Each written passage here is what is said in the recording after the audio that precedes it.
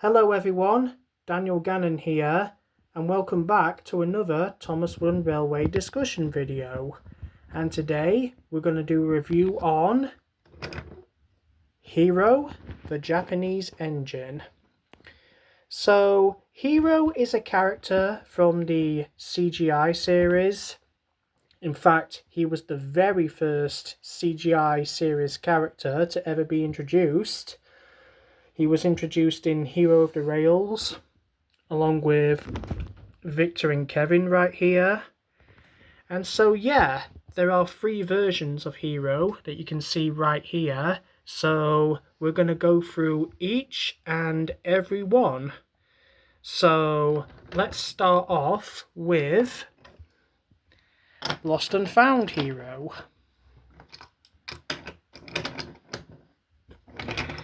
So here's Lost and Found Hero. As you can see, he's got a sad face and he's got some rust on him. He's covered in vines. His nameplate is crooked. Yeah, he's not in a very good state here. But this is what he looked like when he first appeared, when Thomas first found him in a forest. And he'd been left there abandoned for so many years. And yeah, nature hasn't been kind to poor old Hiro here. He was once the master of the railway, but then he ended up in the forest. So yeah, it says on the bottom, Lost and Found Hiro, and Lost and Found Hero's tender right here.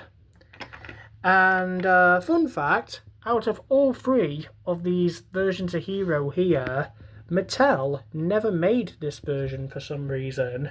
Like, they did make the other 2, like this Hero here, that's a Mattel model, and Patchwork Hero is also a Mattel model. But this is a learning curve model, because Mattel never touched this version of Hero. And this is a Toys R Us exclusive. So this would be the rarest version of Hero. So yeah. So after Thomas met Hiro for the first time, he went to the Steamworks where Victor and Kevin here work, and he arranged for Hiro to get restored. So let's move on to the next version of Hiro. Just put this aside. So here's Patchwork Hero. So as you can see, he looks more colourful here. Like, he's got a green smoke deflector and a blue one right here. He's got a set of wheels which are blue on each side. Right here. And so yeah, so this is Hiro when he was in the middle of being restored. So yeah, basically a work in progress. You can see that his tender here is still rusty, but the vines are removed, so that's something, I guess. Yep. And then if you look underneath, yeah, it says Patchwork Hero underneath. Yeah, you see, this is a Mattel model because the bogies here are made of plastic, while the bogies on this one are made of wood. And as you can see, the holes to hold them together are smaller here than on these ones. So, yep, that's Patchwork Hero for you. I'll just put this back here. Oh yeah, and also he's a lot happier now compared to here where he's sad. And then finally we have the regular Hero. So this is what Hero looks like when his restoration was complete. And yeah, here he is. Back to his former glory. He looks so magnificent.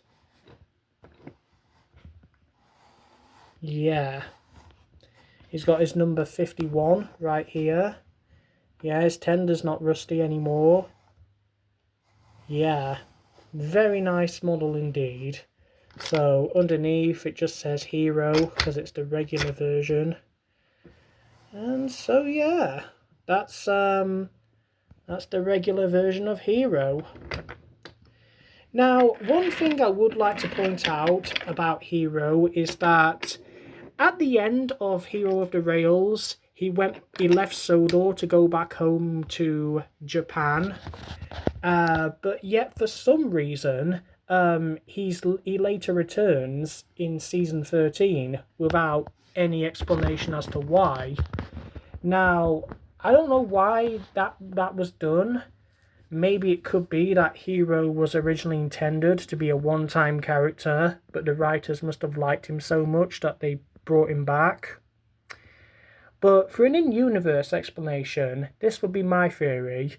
I like to believe that when Hiro returned to Japan, he found out that his railway was no longer there, because after all, Hiro had been stuck on Sodor for decades, in fact. A lot would have changed.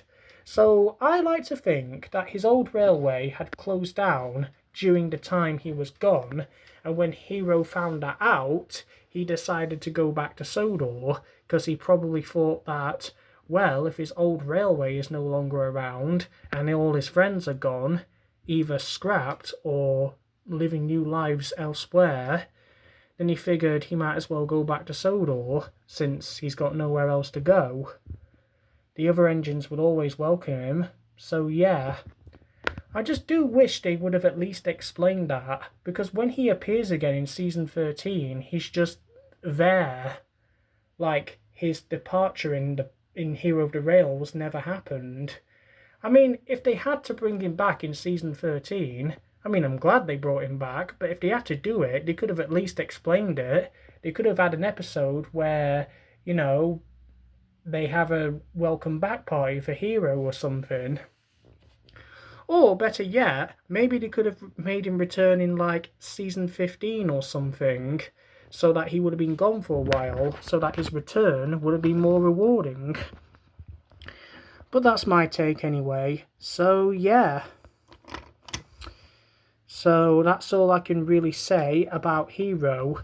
Definitely one of the best Nitrogen era characters. Yeah, the Nitrogen era of Thomas and Friends, referring to seasons 13 to 16, was pretty bad, to be honest, with its, repetitive, storylines, its overuse of rhyming and alliteration and characters being out of character. Yeah, it's a pretty bad era, and a lot of the characters introduced in it were pretty forgettable. But Hiro is not one of them. There are some characters in that era that are actually quite good, and I think Hiro's one of the better ones. And the fact that he's actually the first one introduced into that era and CGI as a whole, makes him more interesting. So yeah, I like Hiro. One of the few Nitrogen era characters that's actually good. He's way better than Charlie, which I don't have in my collection yet. But yeah, so those are the 3 versions of Hiro. So I hope you enjoyed this video, and thank you very much for watching.